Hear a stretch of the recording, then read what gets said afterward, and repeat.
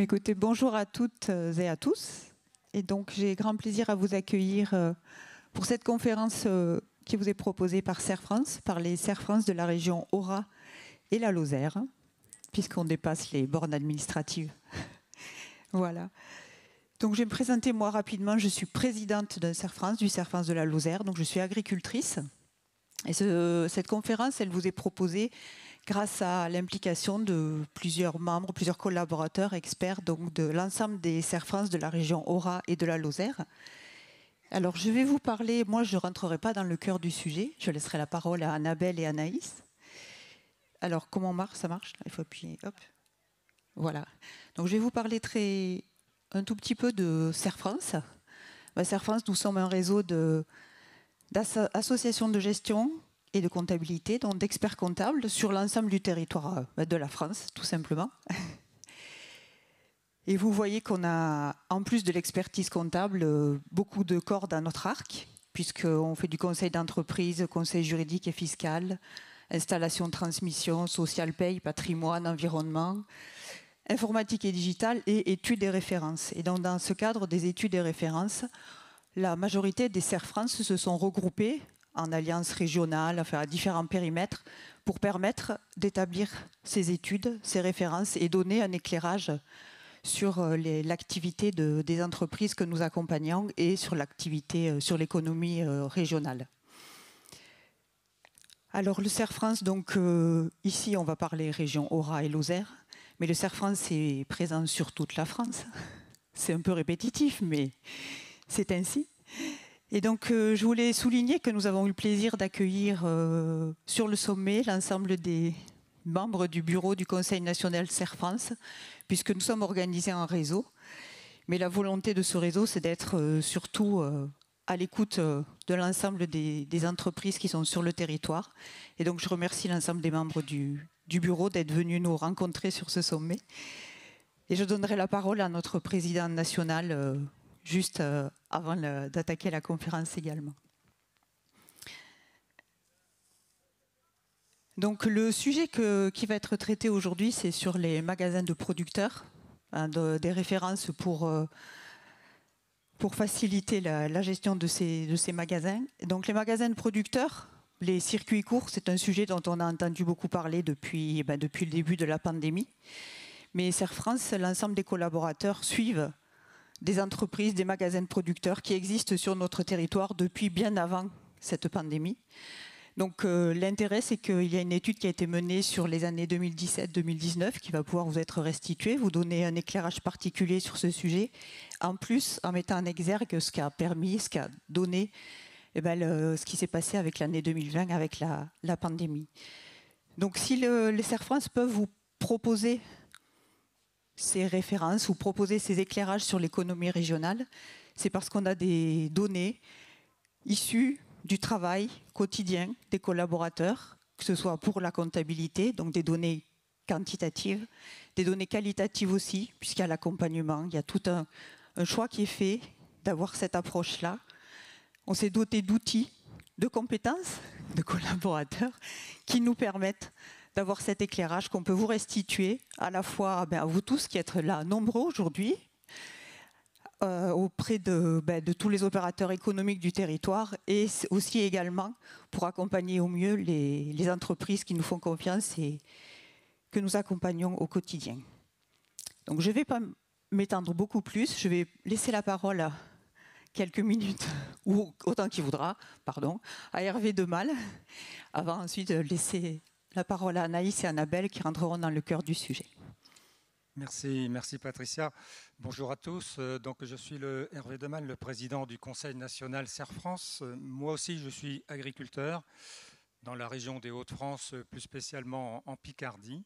Et je suis très heureux d'être ici aujourd'hui avec vous pour débuter cette réunion sur les circuits courts et les références. Alors Patricia a déjà dit beaucoup de choses. La carte sur l'écran est explicite. Le réseau Serre France, c'est un grand réseau, un beau réseau qui connaît bien le milieu agricole puisque On peut dire que nous avons environ 60% des agriculteurs qui sont adhérents au réseau Serre France. Donc ça nous permet d'avoir des chiffres et des références vraiment très intéressantes issues des comptabilités et aussi toute une démarche de conseil et d'accompagnement dans la transformation qui est en train de s'opérer dans le milieu agricole. Ça ne vous échappe pas, puisque je pense que vous êtes tous issus ou participants à ce milieu agricole. Des grandes mutations sont annoncées, bon, avec notamment la demande et la pression sociétale. Donc on est là aussi pour réfléchir, accompagner, aider les agriculteurs dans les choix de gestion qui sont à faire et la stratégie également de l'exploitation agricole qui est à élaborer en fonction des évolutions là, qui sont à venir. Alors l'intérêt de cette carte, de cette présence de ces 700 agences et 13 000 collaborateurs, c'est donc de collecter les informations. Et ces informations, ensuite, eh bien, on les synthétise, on les agrège, on les analyse et puis on en tire quelques conséquences qui nous permettent donc de tenter de prodiguer le meilleur conseil possible pour que l'ensemble de nos adhérents puissent avancer dans la bonne direction. C'est ce qui nous anime, c'est pour ça qu'on est là. Alors, je ne vais pas m'étendre davantage, je vais laisser la parole tout de suite aux expertes, puisque apparemment ce sont des expertes du sujet qui vont fort bien nous décrire ce qui se passe dans ce milieu des circuits courts et très certainement les évolutions, les conclusions, puis aussi je pense qu'à la fin il y aura un débat qui pourra s'engager pour pouvoir nous donner aussi quelques orientations à imaginer. Voilà.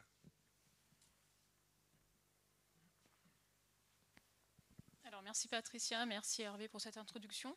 Alors avant d'attaquer, je vais me présenter. Je m'appelle Annabelle Barthélémy, donc je suis chargée d'études au sein du Serre France Alliance Massif Central. Et donc je travaille pour les 5 Serre France Auvergne plus Lozère. Je vais laisser Anaïs se présenter. Anaïs Elkavaz, je suis comptable conseil Serre France Isère.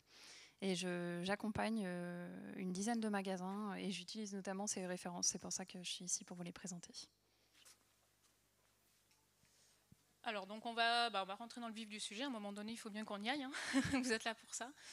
Et donc, avant d'attaquer cette conférence sur les magasins de producteurs, où donc on va vous présenter les résultats que nous menons à travers l'étude depuis 2017, comme le disait Patricia, et jusqu'à l'année dernière, et qui va se poursuivre, bien sûr. On va vous proposer avec Anaïs un petit sondage. Alors on va déjà commencer par le sommaire. donc les circuits courts, c'est pas un thème qui est nouveau. Les circuits courts, ils existent déjà depuis de nombreuses années, mais il y a eu plusieurs étapes un peu dans les circuits courts. Ce que j'entends par là, c'est que dans les années 2000, en fait, il y a eu un peu une prise de conscience de la part des consommateurs et des gens.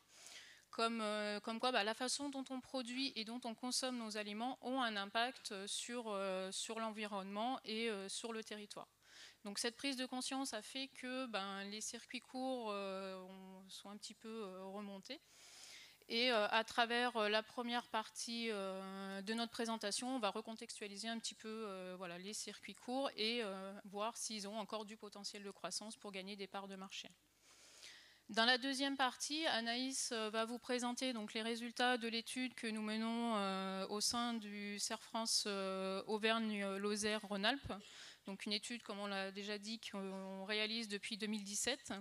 Et donc on va vous présenter, Anaïs vous présentera les résultats obtenus donc jusqu'à 2019 et les facteurs de réussite de ces magasins de producteurs.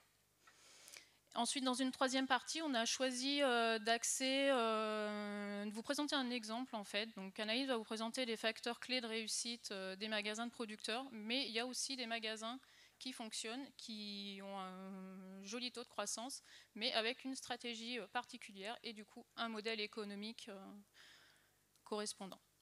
Et dans la dernière partie, je pense qu'on ne pouvait pas conclure effectivement cette conférence sans parler de l'impact de la crise sanitaire de 2020 et voir quel a été un petit peu l'impact sur les magasins de producteurs. Et donc, comme je le disais, avant de rentrer vraiment dans le vif du sujet, je vous propose avec Anaïs un petit sondage. Alors je vous invite à sortir vos téléphones, à vous connecter à la 4 ou 5G peut-être, et allez vous connecter sur le site menti.com.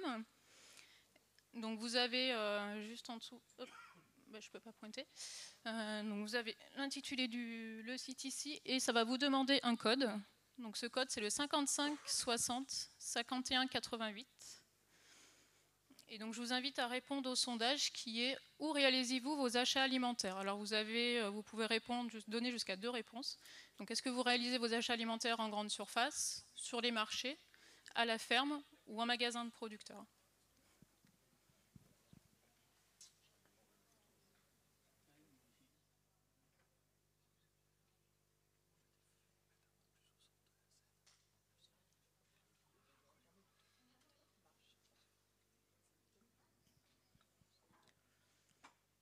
Alors, on a déjà des tendances qui ressortent. Alors, nous, on ne va pas le faire avec Anaïs, on ne va pas le faire par la 4G, mais du coup, Anaïs, je vais te poser la question. Du coup, où réalises-tu, toi, tes achats alimentaires? Bon, alors, du fait que je suive des magasins de producteurs, j'achète mes courses en partie en magasin de producteurs, mais je ne vous le cache pas, je fais aussi partie des 50% qui vont en grande surface. Et toi, Annabelle? Alors moi, effectivement, je réalise une grande partie de mes achats alimentaires en grande surface, mais effectivement, j'ai aussi une partie de mes achats que je réalise via un producteur vente en ferme, qui fait de la vente à la ferme. Alors on voit qu'on a un petit profil quand même qui se dessine, donc je pense que sans grande surprise, on a majoritairement des achats alimentaires qui se réalisent en grande surface. Mais on voit quand même aussi que les circuits courts ne sont pas tant à la traîne que ça, puisqu'on a quand même 30% d'entre vous qui réalisez vos achats sur les marchés et 17% en magasin de producteurs. Alors là, ça se stabilise. Donc, ce qu'on peut en tirer comme conclusion, et c'est, je viens de le dire, on a une grande majorité des achats alimentaires qui se font en grande surface, mais les circuits courts représentent quand même, il faut le savoir, presque 10% de la réalisation de nos achats. Et on va le voir dans la suite de la présentation, c'est que ces circuits courts, ils ont encore du potentiel de croissance.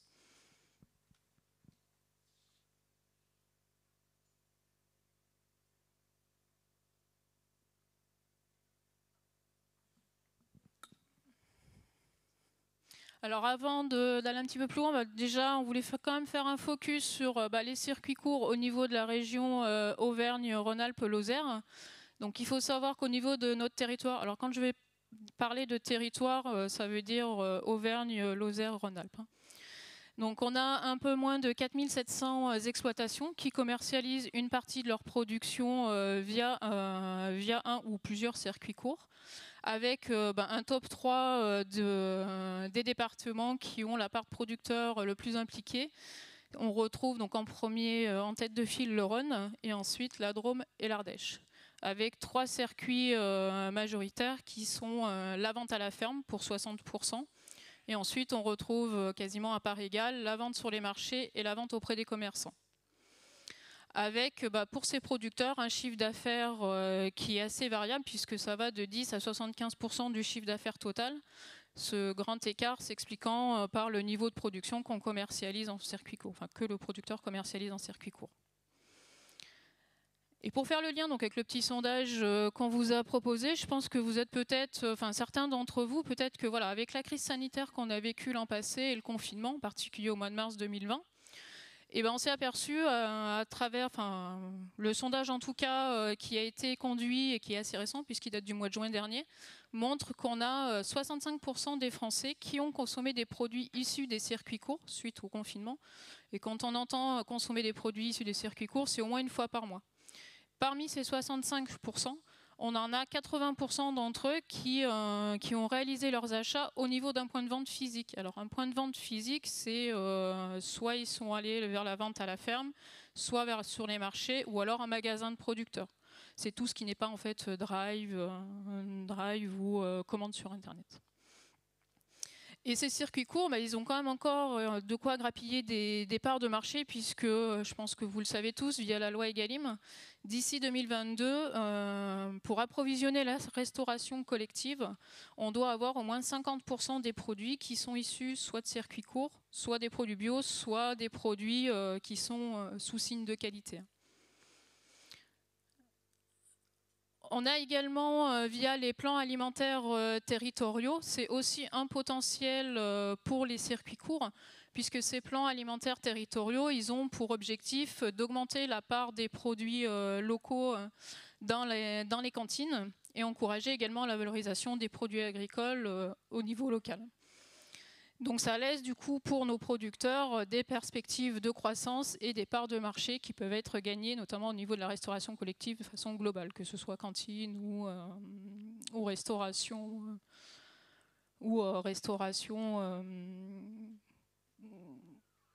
j'ai mangé le mot restauration collective.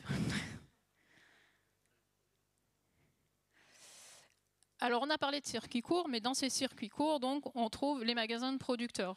Alors un magasin de producteurs, qu'est-ce que c'est? On a quand même voulu mettre une petite définition. Alors un magasin de producteurs, en fait, c'est des agriculteurs qui font le choix de se rassembler pour commercialiser leur production et au niveau d'un lieu physique, donc un commerce en fait, qui est ouvert régulièrement. Et en fait, ce pôle d'agriculteurs, il détient des parts au niveau du magasin.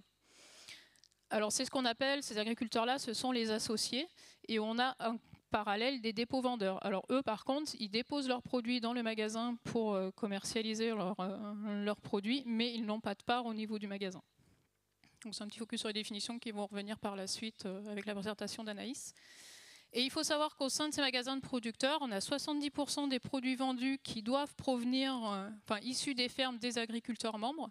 Et il y a une part, 30% maximum, de produits qui peuvent être vendus et qui proviennent de coopératives agricoles ou d'artisans alimentaires ou de producteurs non membres du magasin. Alors ces magasins de producteurs, ils ont aussi un avantage au niveau du territoire puisqu'ils permettent aussi de relocaliser l'alimentation et l'économie. Ceci via 5 axes. D'abord, ces magasins, ils permettent de développer l'économie au niveau du territoire via l'emploi de salariés au niveau local. Et ils permettent également une meilleure rémunération des producteurs. Et il faut savoir que ces magasins de producteurs, il y a eu un projet qui a été mené entre 2014 et 2018. C'est le projet MacPro, peut-être que vous en avez déjà entendu parler.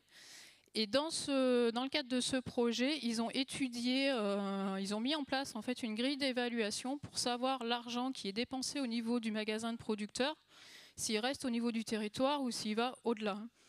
Ce qu'il en ressort, c'est que sur 100 € qui est dépensé au niveau d'un magasin de producteur, on en a 98 donc, qui sont reversés aux salariés et aux producteurs. Et sur ces 98 €, il y a 62 € qui restent au niveau local, au niveau du territoire, qui est dépensé au niveau du territoire.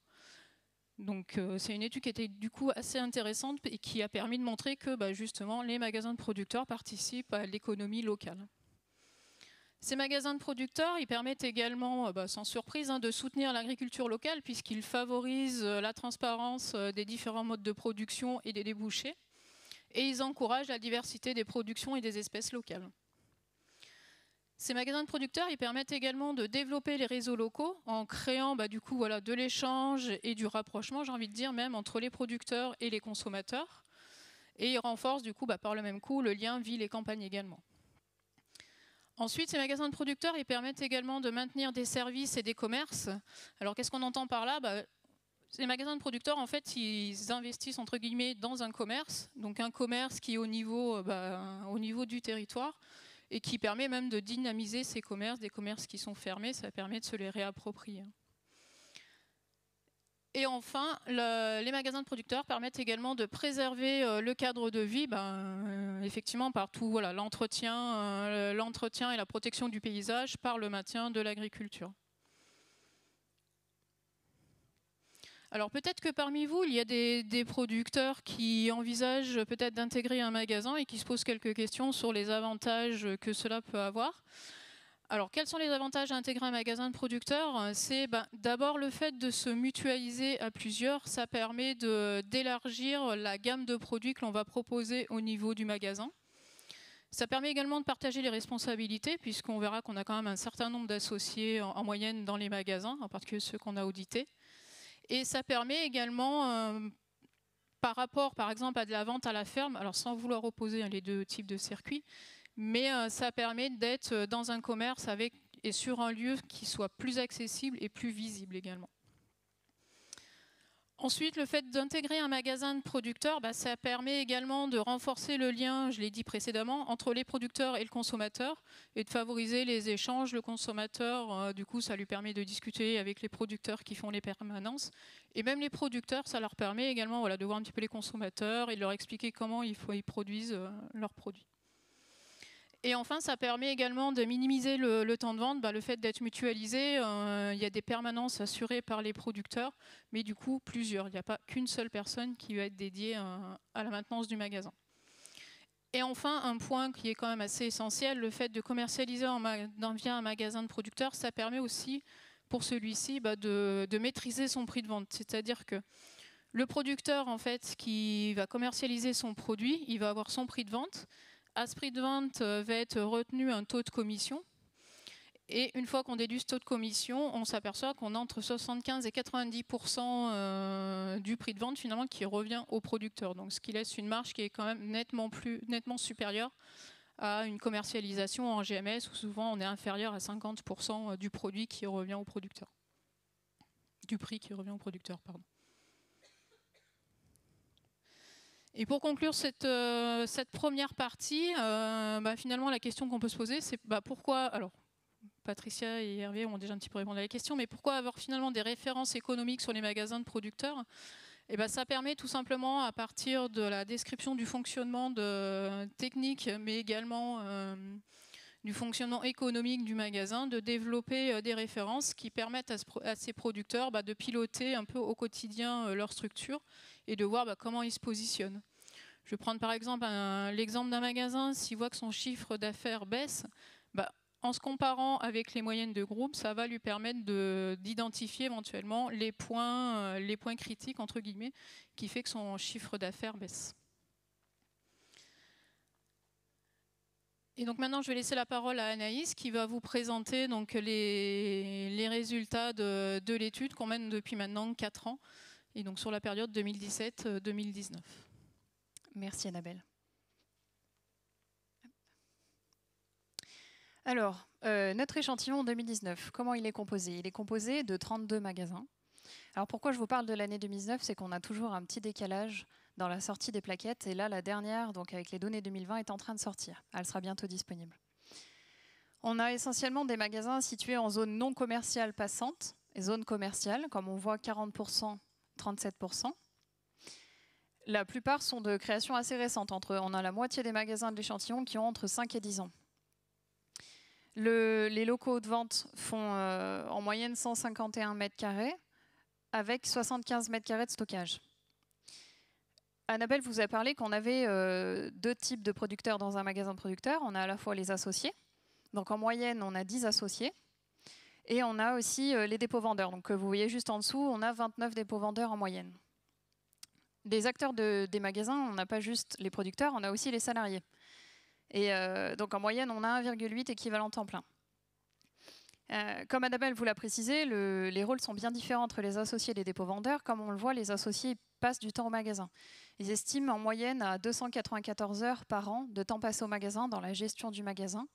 Voilà, ils ont plein de casquettes différentes, pas seulement la casquette du producteur. Du coup, ils ont des relations humaines à gérer, la vente, les livraisons. C'est là le critère différent du coup, entre associés et dépôts-vendeurs. En termes de plage d'ouverture d'un magasin de producteur, on est environ en moyenne à 4,5 jours par semaine.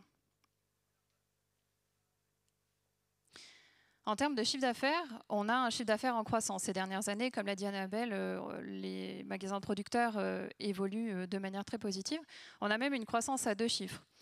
Donc moi, les graphiques que je vais vous présenter, il y aura toujours 2 couleurs différentes pour 2 données différentes. On a la moyenne avec les 32 magasins et on a le quart supérieur qui, eux, sont du coup le quart des magasins qui représentent le plus de chiffre d'affaires total et de chiffre d'affaires par mètre carré. Donc c'est les magasins les plus performants en termes de chiffre d'affaires réalisé. On voit du coup que la moyenne, entre 2017 et 2019, a réalisé 12% d'évolution, donc 12% de croissance, et 20% pour le quart supérieur. On voit que c'est une croissance qui perdure. On a aussi la saisonnalité. On voit qu'on a donc la moyenne qui est en dessous du quart supérieur, mais surtout ce qui est à noter, c'est qu'au mois de mai, on a un pic. Donc c'est avec l'arrivée des fruits et légumes. On a un deuxième pic en décembre avec les fêtes de Noël.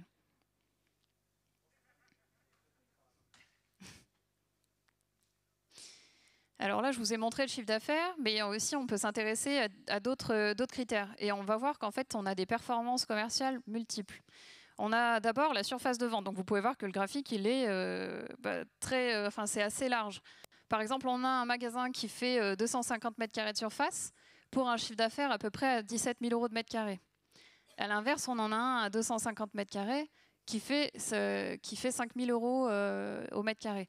Donc on a vraiment une diversité des magasins là-dessus. Et on a à l'inverse des magasins plus petits, mais qui peuvent réaliser, comme on le voit déjà, des chiffres d'affaires par mètre carré assez importants.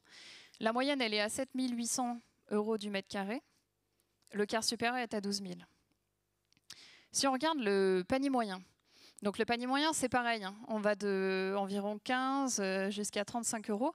Et comme on voit quand on le compare au chiffre d'affaires journalier, c'est aussi assez varié, hein.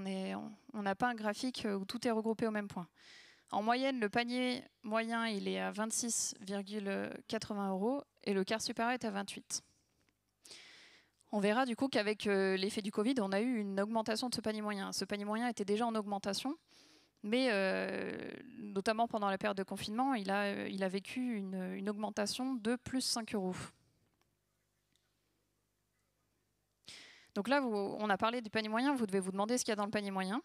Donc dans ce panier moyen, on a en fait principalement, donc déjà on a toutes ces catégories de produits-là.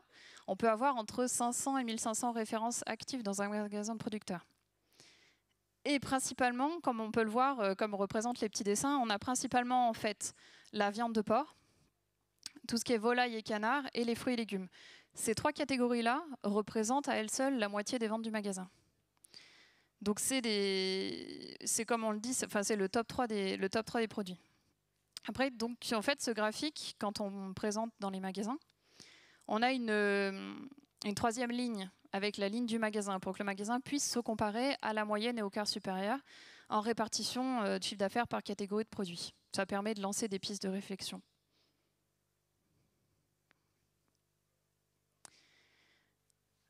Dans un magasin de producteur, il y a évidemment des charges. Des charges notamment, les deux principaux postes de charge, c'est les locaux et installations, et les charges de personnel. On voit que ça représente à peu près les 2/3 en moyenne et un peu plus des 2/3 dans le quart supérieur. Rapporté au mètre carré, ça fait 1100 € du mètre carré en moyenne pour 1400 dans le quart supérieur. Alors on voit que les charges de personnel sont plus importantes dans le quart supérieur, mais c'est une charge assumée. En fait, les salariés sont vraiment la vitrine du magasin, ils sont là pour promouvoir aussi les produits en même temps que les producteurs. Et c'est pour ça qu'on voit qu'il y a proportionnellement, on a plus de charges de personnel dans le quart supérieur. Comment on couvre ces charges? Dans un magasin de producteur, le magasin garde une commission sur le volume vendu. Cette commission elle est basée sur un taux qui est différent donc, entre les associés et les dépôts-vendeurs par rapport à la gestion du magasin. En moyenne, on est à 11,4% pour les associés. Dans le quart supérieur, 7%. Au niveau des dépôts-vendeurs, on est à 26% en moyenne pour 24% dans le quart supérieur. Donc on voit effectivement que les magasins qui ont la meilleure performance en termes de volume de vente ont aussi la meilleure performance en termes de taux de commission. Parce que plus le taux de commission est bas, plus il y a une plus grosse partie du prix qui revient au producteur.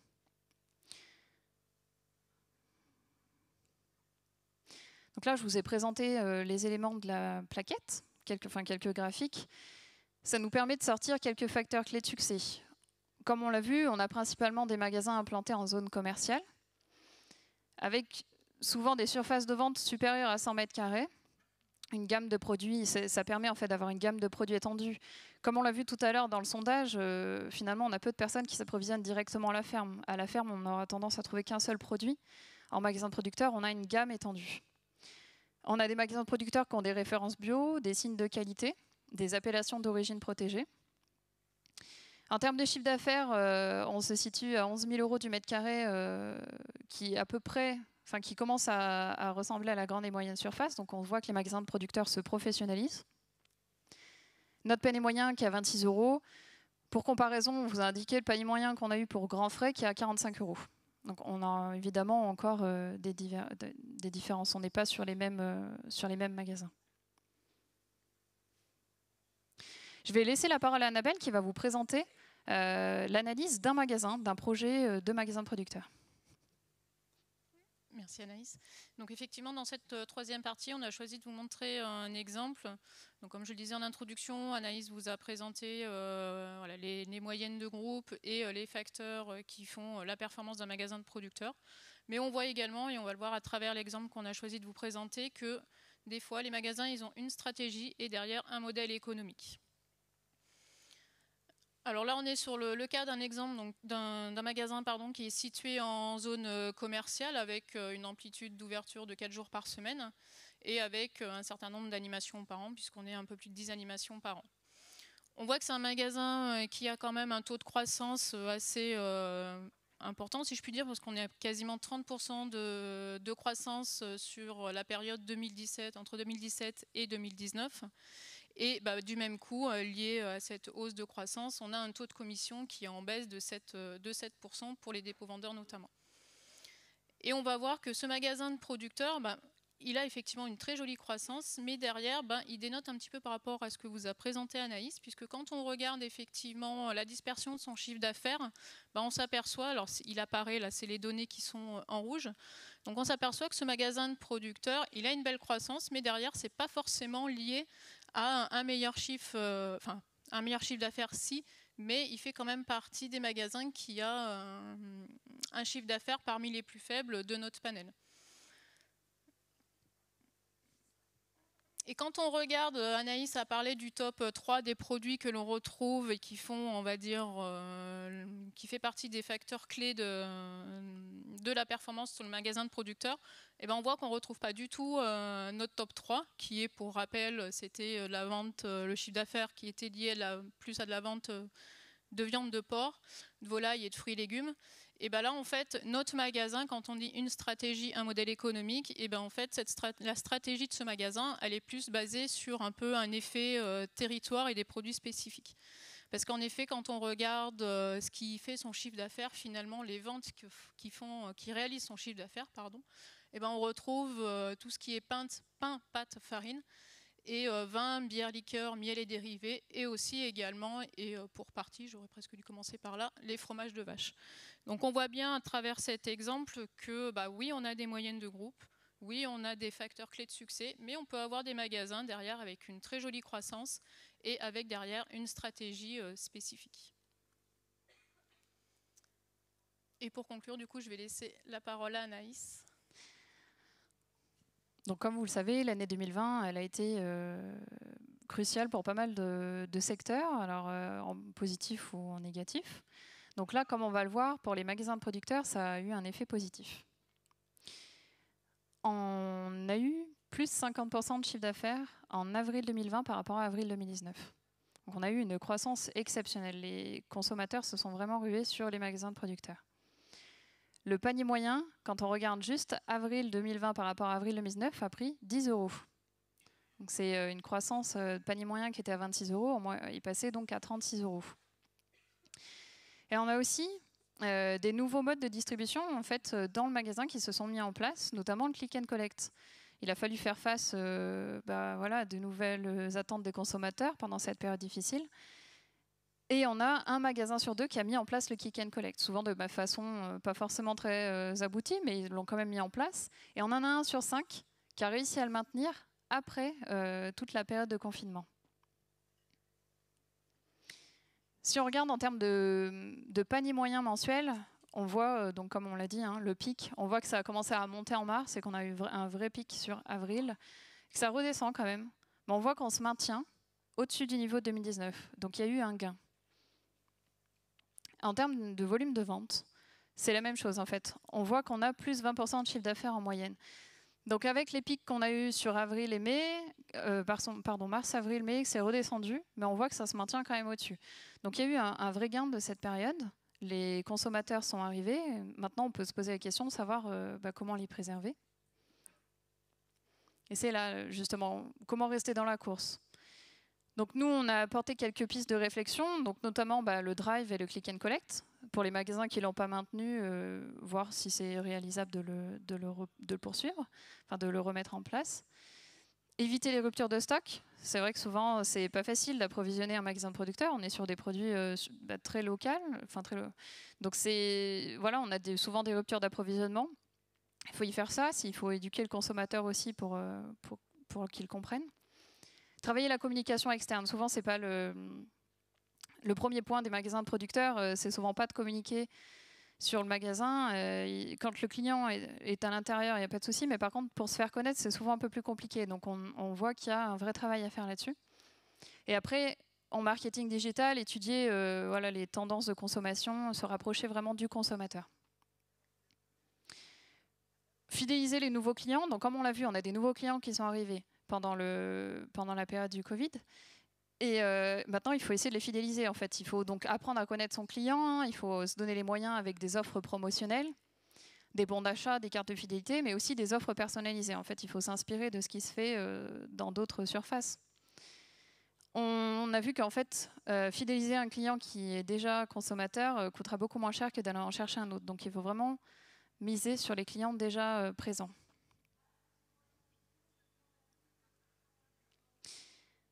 Alors voilà, comme je vous ai dit tout à l'heure, là je vous ai présenté les chiffres de la plaquette 2020 mais portant sur les chiffres 2019. Et la plaquette de l'édition 2021, elle sera bientôt disponible. On vous a indiqué donc le QR code et elle est aussi disponible sur la page Serre France dans les différentes références publiées. Bon, là on vous a présenté un petit peu les facteurs clés, un exemple type d'un projet de magasin de producteur. C'est le moment, si jamais vous avez des questions, de les poser. Voilà, on a fait notre part du travail, j'ai envie de dire, avec Anaïs. Donc maintenant, j'espère que la présentation vous en est des réflexions. Donc la parole est ouverte, allez-y. Alors on va juste vous faire circuler des petits micros, bien parler dans le micro pour poser des questions. Merci pour cette présentation, déjà. Moi, j'avais une question par rapport à la compréhension. Quand vous parlez du groupe du quart supérieur, c'est toujours le même échantillon? Parce que au niveau des charges, le quart supérieur, sauf erreur de ma part, le niveau de charge était plus élevé que les 7 magasins ou je ne sais plus quoi. Au niveau des charges. Le quart supérieur, les charges au mètre carré étaient plus élevées que l'autre groupe. Que le groupe moyen. Alors en fait, le quart supérieur est issu, il est trié à partir de l'EBE sur l'UTH en fait. C'est ceux qui ont l'EBE par UTH le plus élevé. Et du coup, alors on n'est pas en échantillon constant par contre entre mai 2017 et 2019, non. Parce que sinon après ça fait des petits échantillons. Oui, c'est la limite. Mais on devrait sensiblement retrouver les mêmes écarts.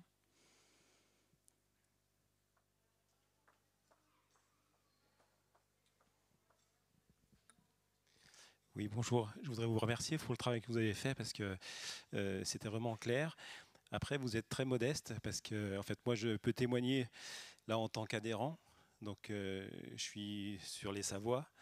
J'ai 3 magasins de producteurs. Ils sont tous à Serre France, évidemment.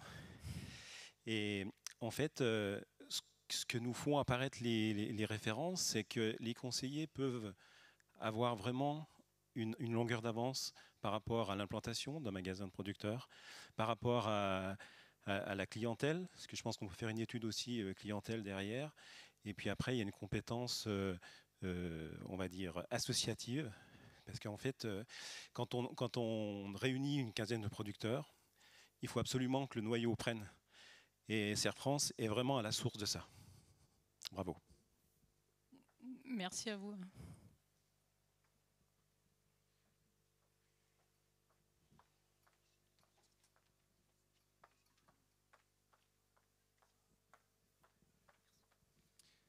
Bonjour, merci pour votre présentation. J'avais une question. Vous avez beaucoup montré les avantages et puis la dynamique qu'il y avait derrière ce mode de commercialisation. Pour les personnes qui se projetteraient vers ce genre de projet, quels seraient les points de vigilance à avoir quand on veut monter ce genre de projet collectif qui peut ne pas être évident de prime abord? C'est pas une question piège. Oui. Non, en fait, les points de vigilance, c'est, comme on vous l'a montré un peu dans les facteurs clés, déjà l'implantation. Il faut vraiment faire très attention où c'est que vous allez implanter votre magasin. Moi, je pense le deuxième point de vigilance aussi, je dirais, c'est l'entente entre les associés. Parce qu'il faut qu'il y ait vraiment une cohésion entre les humains. C'est un projet humain avant tout. Et ça ne pourra pas marcher s'il y a mésentente. Après, je ne sais pas si Annabelle, tu vois d'autres points vraiment de vigilance Alors effectivement, c'est les 2 points que j'aurais émis et je te rejoins où je pense qu'effectivement, si on souhaite monter un magasin de producteurs, je pense qu'effectivement, savoir avec qui on le monte, parce que derrière, c'est quand même pas anodin financièrement en termes de capital. Et effectivement, je pense que l'entente déjà entre les associés est déjà un bon noyau. Ouais.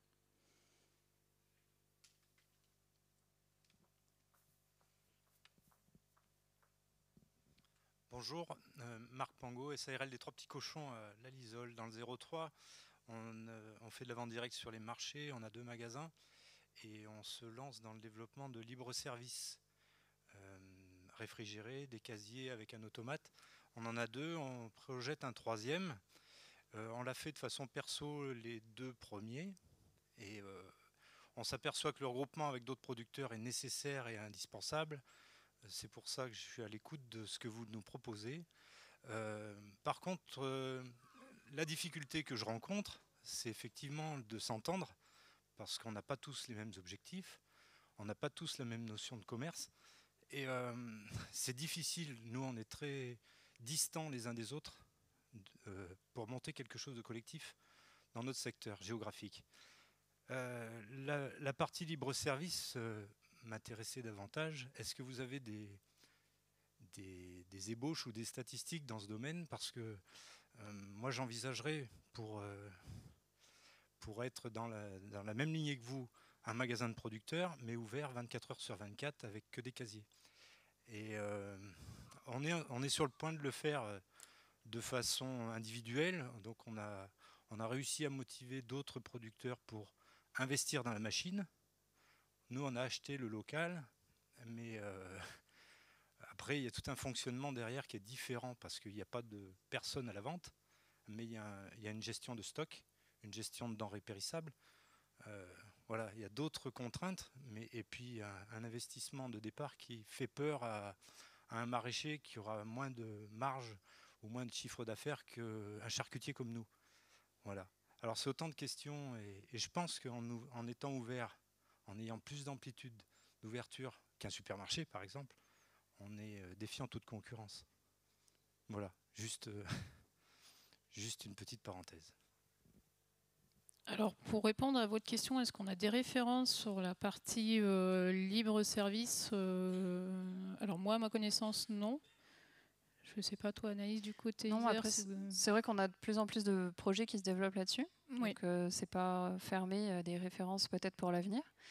Et je pense que votre intervention est très pertinente parce que, il y aura de nouveaux projets comme ça qui vont s'ouvrir, notamment pour répondre à l'attente des consommateurs, d'aller toujours plus vite pour faire ses achats. Et là, en ayant un service 24/24, vous y répondez pleinement. Pour être sur les marchés, je m'aperçois que la clientèle qu'on a sur les marchés et c'est des têtes grisonnantes. Et donc on a, on va dire, 80% de retraités.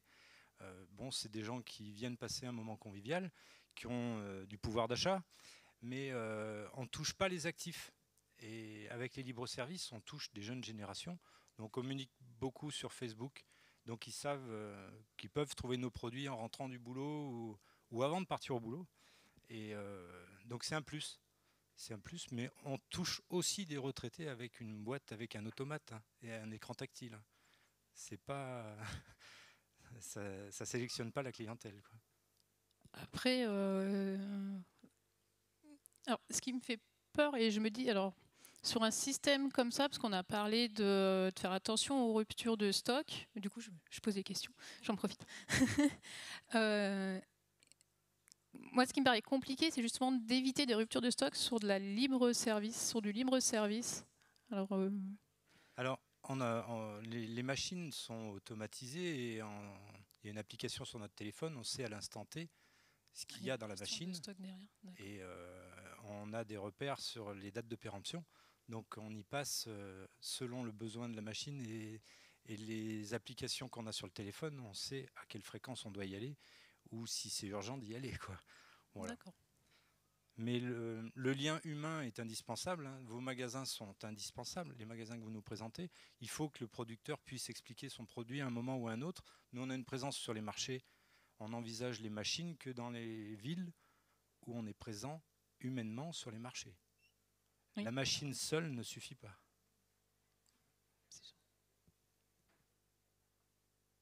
Donc, je serais intéressé si vous avez des études à l'avenir dans ce domaine. Merci.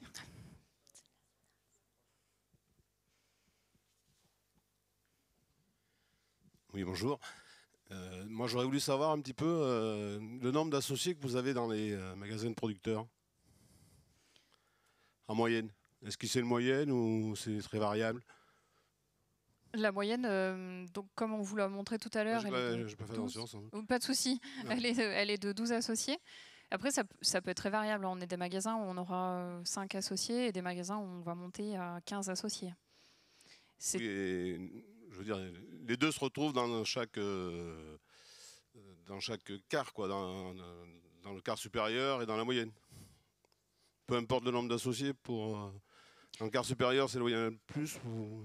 Alors, il me semble qu'on n'a pas de différence significative sur le nombre d'associés, qu'on soit sur le groupe moyen ou sur le quart supérieur. Ça ne fait pas partie des facteurs de performance. Ouais. Ok, merci.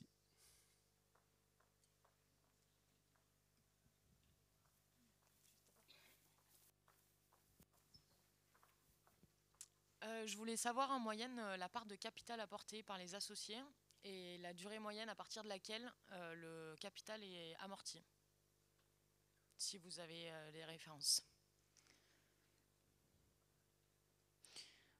En moyenne, les associés vont apporter un capital qui peut varier en fait entre.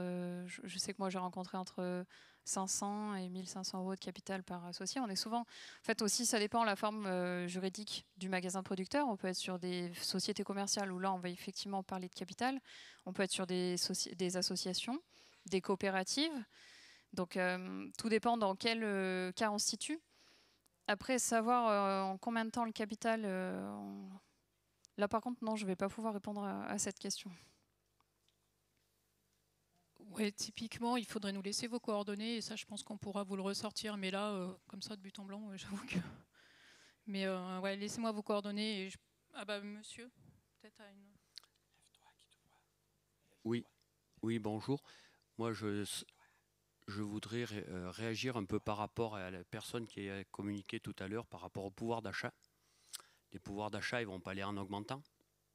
Après, les magasins de producteurs, j'ai écouté un peu, mais vous n'avez pas précisé à partir de chiffre d'affaires, est-ce qu'il est intéressant de partir ou pas en magasin de producteurs? Par rapport aussi à la fiscalité, aux entreprises, on est tous des entrepreneurs en tant qu'agriculteurs, mais on est soumis à des règles fiscales. Et par rapport à tout ça, c'est que le commerce aujourd'hui, c'est des sociétés supplémentaires. Qui dit société supplémentaire dit des charges, de la fiscalité. Donc, où est-ce qu'elle est la rentabilité?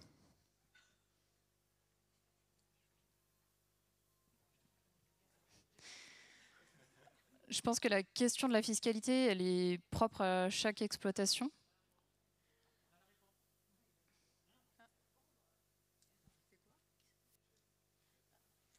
bonjour.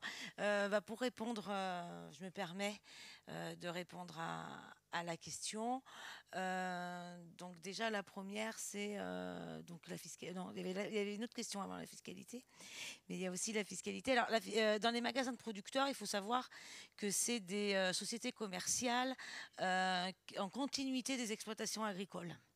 Donc, du coup, et comme elles ont énoncé, le taux de commission gardé par le magasin doit simplement couvrir les charges.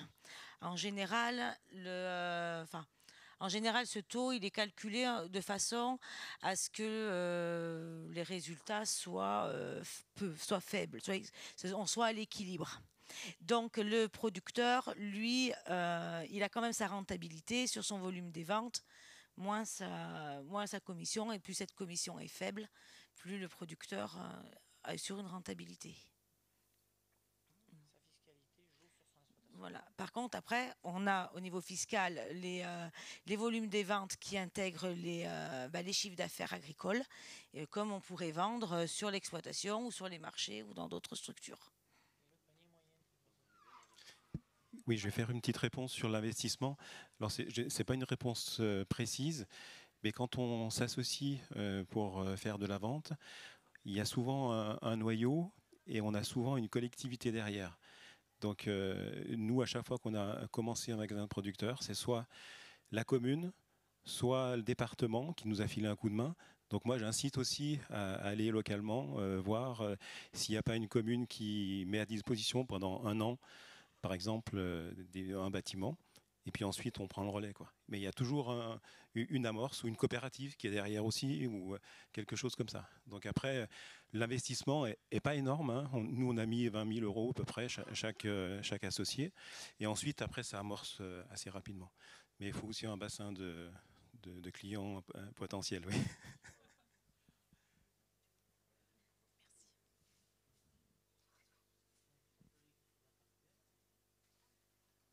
Je ne sais pas s'il y a deux. Oui, bonjour. Je suis conseiller et il m'arrive aussi de conseiller sur les magasins de producteurs. Donc, je voulais conseiller Serre France. Donc, je voulais faire une petite réponse là par rapport au taux de retour sur investissement. En fait, le taux de retour sur investissement, ça va être du cas par cas pour chacun des producteurs. Alors, effectivement, il y a une notion de collectif, hein. Il y a un noyau qui va se constituer et chacun va trouver aussi à son niveau quel est l'intérêt, en réflexion d'opportunité, à choisir ce canal commercial par rapport à un autre. Donc il n'y aura peut-être pas une réponse sous la forme de moyenne toute faite, parce qu'en fait, en fonction de la situation de l'exploitation, en fonction des canaux de commercialisation qu'elle avait, en fonction aussi de la valorisation qu'on peut faire du temps de travail de l'exploitant qui, mutualisé dans un magasin de producteurs, va être libéré pour d'autres tâches, tout ça, ça va rentrer dans la balance, si vous voulez, pour répondre à votre question, quel est le retour sur investissement à investir dans le magasin de producteurs, hein, sur cette réflexion strictement économique. Mais je pense que c'est effectivement une bonne question. Et les références qu'on vous donne, là, ça vous permet d'explorer avec l'exploitant le fonctionnement en régime courant, régime de croisière, pour alimenter cette réflexion. Mais voilà, ça va bien se repositionner au niveau de son exploitation en disant, bon, je me mets dans les magasins de producteurs, je vais peut-être arrêter 1 ou 2 marchés, je vais peut-être arrêter le contrat que j'avais avec la petite GMS à côté. Bon voilà, c'est tout un calcul qu'il faut refaire au niveau de l'exploitation.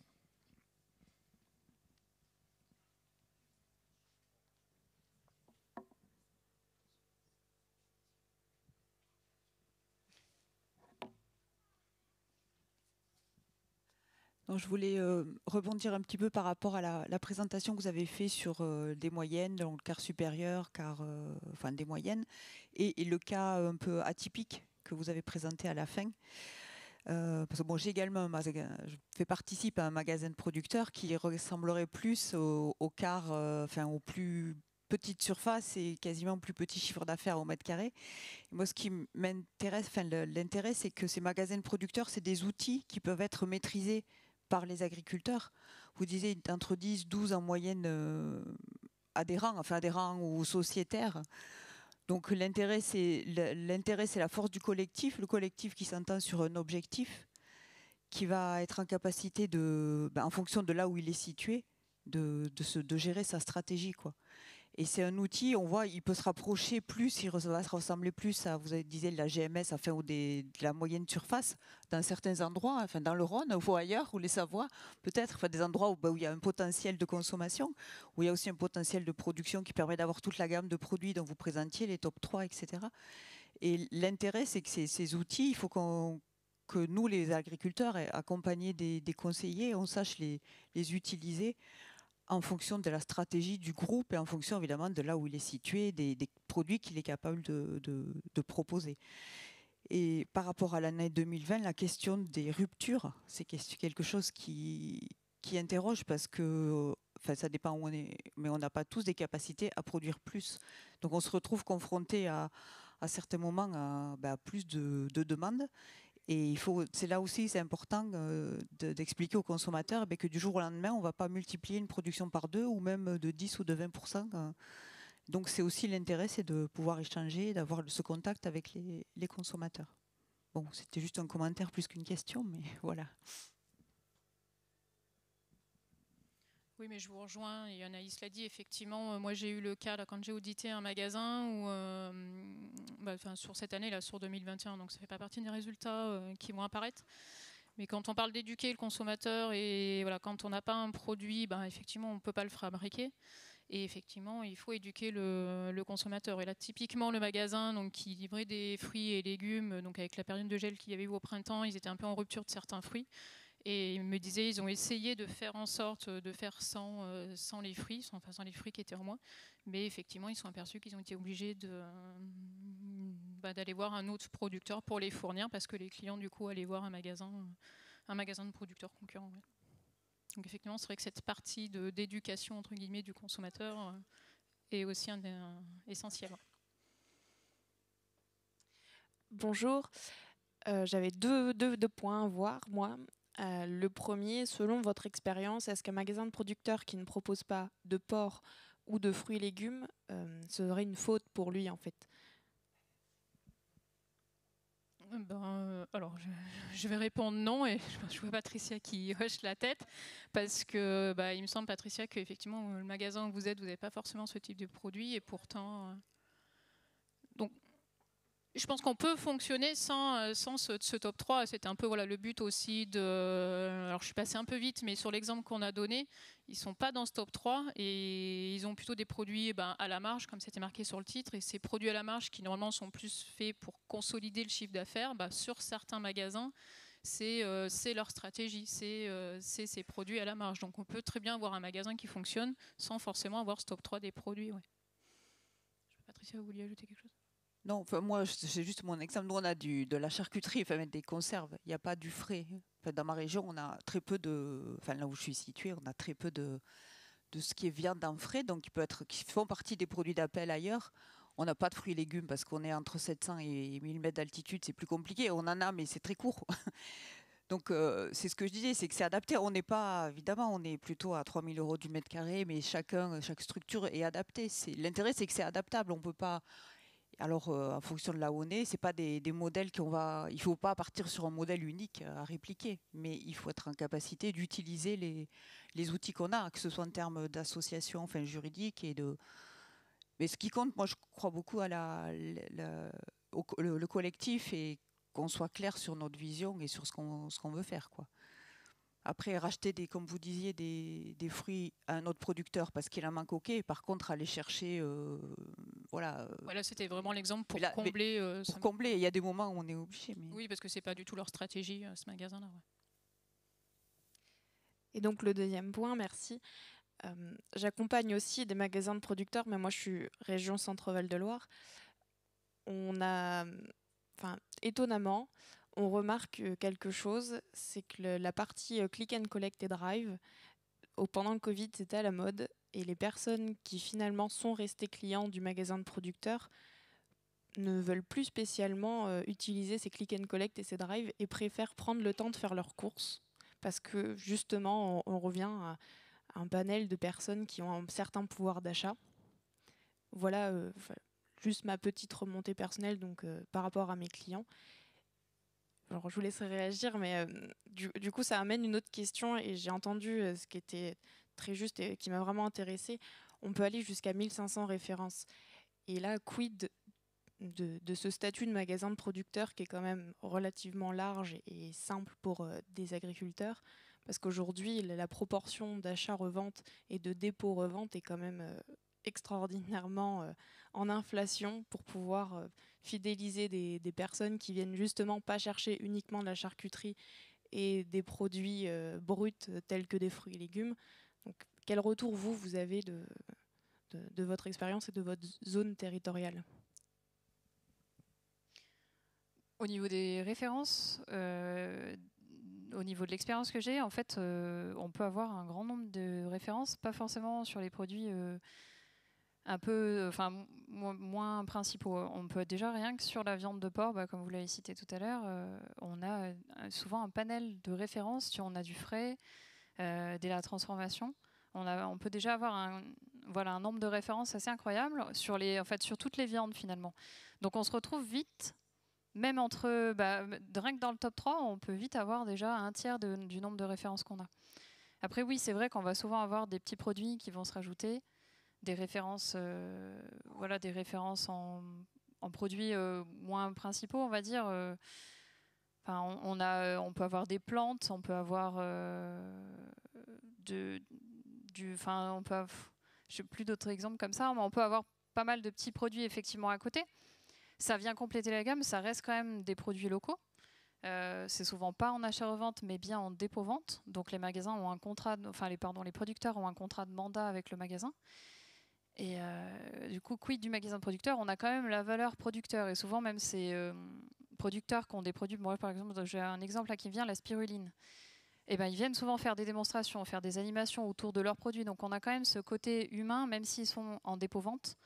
On a quand même des animations qui permettent de faire le rapprochement et que ça reste bien un magasin de producteurs avec les valeurs rapprochement producteur-consommateur. Oui, pour compléter, moi dans mon panel de magasins de producteurs, j'en ai très peu, à part l'exemple là que j'ai pris, mais bon, c'était lié à un épisode particulier, mais la plupart de mes magasins, moi, c'est vraiment soit les associés, soit les dépôts vendeurs qui produisent et qui commercialisent. Il y a très peu d'achats extérieurs. Et je voulais rebondir aussi sur votre premier témoignage sur le click and collect. Effectivement, je pense que le consommateur, s'il va vers un magasin de producteurs ou peut-être plus largement sur du circuit court, c'est justement pour avoir ce contact physique, si vous me permettez le terme, avec le producteur et pour pouvoir discuter, échanger, poser toutes les questions qu'il peut avoir. Donc en soi, c'est pas étonnant que finalement il soit revenu sur du click and collect. Après, là, on le présentait comme une stratégie de rester dans la course, mais je pense que ça peut être en plus, justement, monsieur qui parlait de libre service, pour ceux qui n'ont peut-être pas forcément le temps ou de temps en temps, on est pressé, on n'a pas forcément tout le temps de discuter, du coup, ça peut être aussi un à côté et un plus. Ouais. Mais c'est sûr que je pense que le consommateur, quand on va dans un magasin de producteurs, entre autres, c'est pour le lien avec le producteur et pour pouvoir échanger sur les produits.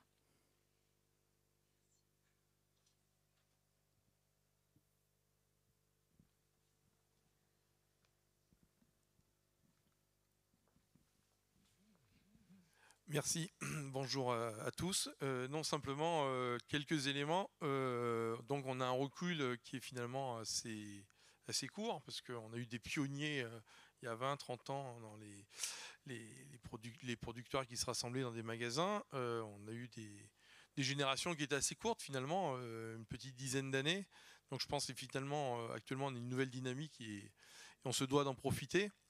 Le problème qu'on peut rencontrer dans les magasins également, c'est les problèmes de saisonnalité où à certaines périodes, on va toujours avoir les mêmes choses, des pommes de terre, des poireaux et des rats pour faire de la soupe et des carottes. Donc au bout de 3 mois, c'est un peu compliqué. Est-ce que déjà, pour moi, un circuit court, est-ce que c'est pas des produits français ? Et parce que quand on parle de mondialisation, ne serait-ce que la France n'est pas déjà un circuit court, et on pourrait déjà avoir quelque chose d'attrayant un petit peu plus en allant chercher des choses soit plus au nord, soit plus au sud, quand on est un peu dans une région un peu centrée. Et voilà, et il y a des magasins qui essayent de faire ça, les magasins Frédici. C'est compliqué parce que dès qu'on prend un petit peu d'envergure, on se confronte à la GMS, et là tout de suite, il y a des marques, on leur dit attention, vous avez une marque maintenant, et si vous la vendez dans les magasins Frais d'ici, on ne les prendra pas, nous, en GMS. Donc voilà, il y a toute cette notion de, je pense, alors c'est plus un témoignage ou un peu, voilà, par rapport aux magasins de producteurs. Voilà. Et effectivement, c'est le moment pour y aller. Alors après, je pense que oui, effectivement, quand on est magasin de producteurs et Frais d'ici, on est, je pense, pas tout à fait sur le même, la même échelle, quoi. Frais d'ici, c'est sûr qu'ils vont s'approvisionner à différents endroits. Après, le magasin de producteurs, lui, son but, je dirais, c'est vraiment de rester sur du local. Ouais. Donc on est un peu sur deux niveaux différents. Ouais.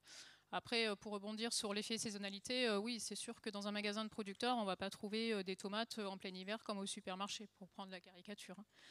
Mais après, c'est le but aussi. Il faut, le consommateur, il en est conscient. Hein, donc, après, voilà, je disais qu'il y avait eu un boom sur les circuits courts arrivé au niveau des années 2000 quand on a cette prise de conscience que si on veut consommer local, il faut derrière aussi tenir compte qu'on n'a pas des fruits et légumes toute la saison, quoi. C'est comme ça. Hein. Donc après, voilà, le consommateur, de toute façon, il en est. C'est vrai que ça permet de remettre l'église au milieu du village un petit peu pour les consommateurs. Il y a un peu de ça. Il y a de ça, oui.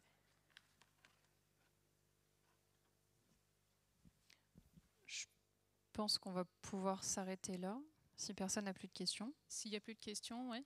Du coup, je vous invite, voilà, je vous ai remis la diapo sur le QR code. Donc, si vous souhaitez télécharger l'édition 2021, donc, qui n'est pas tout à fait encore en ligne, mais si vous téléchargez le QR code, vous allez tomber sur l'ancienne édition. Ça va vous demander vos coordonnées.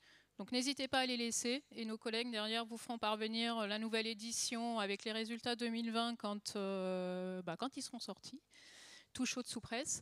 Et éventuellement, vous pouvez également laisser vos coordonnées auprès de Clémence, Myriam et moi-même. Donc n'hésitez pas avant de partir. Tout au fond, les deux dames qui lèvent la main là-bas. Ouais. On notera vos coordonnées et puis on pourra vous l'envoyer. Tout à fait. Et on peut rajouter qu'on vous invite à partager un petit cocktail. Peut-être que Patricia voulait.